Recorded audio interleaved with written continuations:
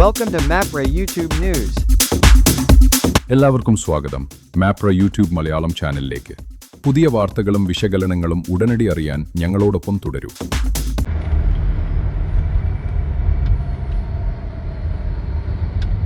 എല്ലാവർക്കും നമസ്കാരം. വീണ്ടും ഒരു ഫേസ്ബുക്ക് ലൈവ് കുറെ നാളുകൾക്ക് ശേഷം. അത് പക്ഷേ നിങ്ങൾക്കറിയാം സാഹചര്യം എന്താണെന്നുള്ളത്.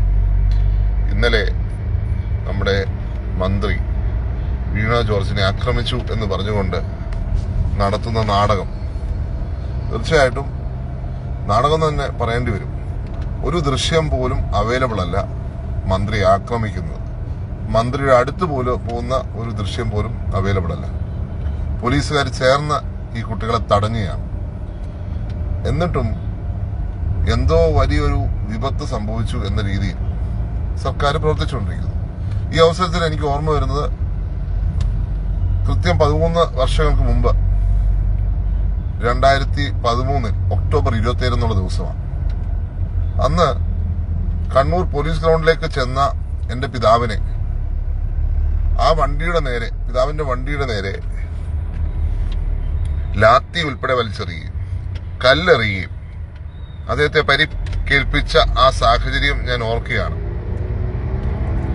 ആ കല്ലെറിഞ്ഞതിന് ശേഷം നമ്മുടെ ഇന്നത്തെ മുഖ്യമന്ത്രി പറഞ്ഞത് തൊലിക്കട്ടി ഉണ്ടെന്ന് അറിയാമായിരുന്നു എന്നുള്ളതാണ്.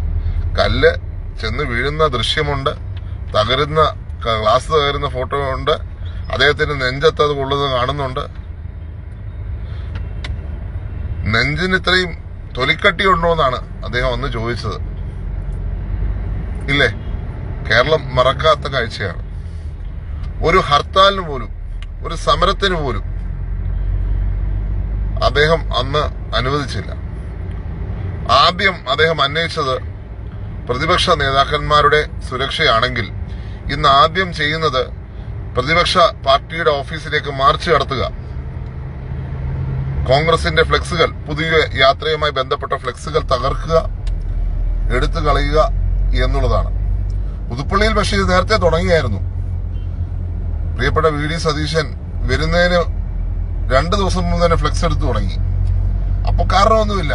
ഇന്നലെ കാരണം കിട്ടിയോടെ സകല ഫ്ലെക്സും എടുത്ത് കളഞ്ഞിരിക്കുകയാണ്. അതിന് പിന്നെ മറ്റൊരു കാരണം കൂടിയുണ്ട്. ഉമ്മൻചാണ്ടിയുടെ ഫോട്ടോ കാണുമ്പോൾ തന്നെ അവിടെ ഒരു ബുദ്ധിമുട്ട് ഇടതുപക്ഷത്തിനുള്ള കാര്യം നമുക്ക്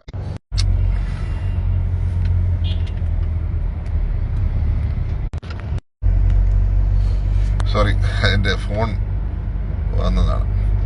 അപ്പോൾ ഉമ്മൻചാണ്ടിയുടെ ഫോട്ടോ ഉള്ളതുകൊണ്ടായിരിക്കാം എല്ലാ ഫ്ലെക്സും വീണ ജോർജിനെ ആക്രമിക്കുന്നതിന് മുമ്പ് തന്നെ എടുത്തു കളഞ്ഞു. ഇന്നലെ മൊത്തത്തിൽ എടുത്തു കളഞ്ഞു. ഇത് സ്ഥിരം ഒരു ശൈലിയാക്കി മാറ്റിയിരിക്കുകയാണ്. പ്രതിപക്ഷ നേതാവിനെ ആക്രമിക്കാനായിരിക്കും അടുത്ത ശ്രമം നടക്കുന്നത്. അതുകൊണ്ട് ഈ തരത്തിൽ ഉള്ള മുന്നോട്ട് പോകുന്നത് ഇടതുപക്ഷത്തിന് 2 അവാർഡുകൾക്ക് സ്കോപ്പ് ആയി കഴിഞ്ഞു. ഇപ്പോൾ തന്നെ 2 അവാർഡുകൾക്ക്, നോബൽ പ്രൈസിന്റെ ചെമ്പും സ്വർണമാക്കുന്നതിന് വേണ്ടി കെമിസ്ട്രിയുടെ നോബൽ പ്രൈസും, അതുപോലെ തന്നെ ഏറ്റവും അവസാനം നടന്ന മെഡിസിനുള്ള നോബൽ പ്രൈസും. ഇനി ഓസ്കാറിനുള്ള ശ്രമമായിരിക്കും. കോമഡിക്ക് അവസരമുണ്ടെങ്കിൽ ഈ സർക്കാരിന് അത് കിട്ടുന്നതായിരിക്കും ഓസ്കാർ. ആ തരത്തിലുള്ള അഭിനയമാണ് ഇവിടെ കാഴ്ചവെച്ചിരിക്കുന്നത്. എത്ര അഭിനയിച്ചിട്ടും കാര്യമില്ല. ജനം നിങ്ങളെ തൂത്തെറിയും. യാതൊരു സംശയം വേണ്ട. ഈ തെരഞ്ഞെടുപ്പിൽ ഇതൊരു വാട്ടർലൂ ആയി തീരാൻ പോവുകയാണ്. എന്ത് നാടകം നടത്തിയാലും രക്ഷപ്പെടത്തില്ല. എല്ലാവർക്കും നമസ്കാരം.